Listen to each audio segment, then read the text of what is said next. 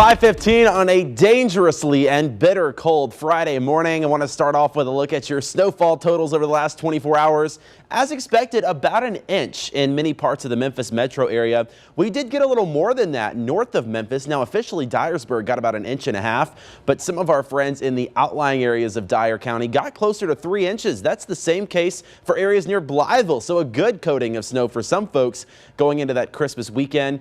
Not so much down in northern Mississippi. No snow in Clarksdale, other areas. Just a dusting to a trace is what you're waking up to this morning. Now, any snow you do have on the ground, it is going to be with us through the weekend because temperatures are going to remain below freezing today, tomorrow, and Sunday. So a bitterly cold Christmas weekend coming up. But as we go into next week, temperatures do climb from the 30s to the 60s by next Thursday. That's something to look forward to.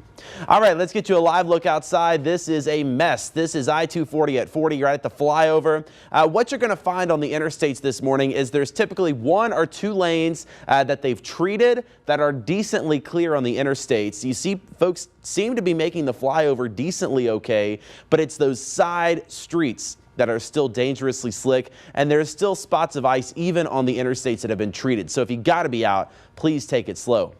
These temperatures are brutal this morning. If you've not stepped outside, I would not. -2 in Dyersburg and Covington, 1 degree in Memphis and Olive Branch, -1 in Blytheville, 3 this morning in Oxford.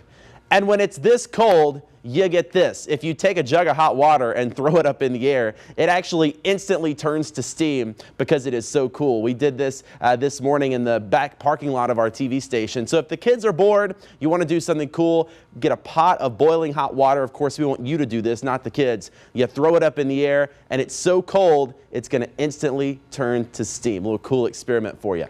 Check out the temperature change. This is from 24 hours ago. I've never seen this drastic of a temperature change.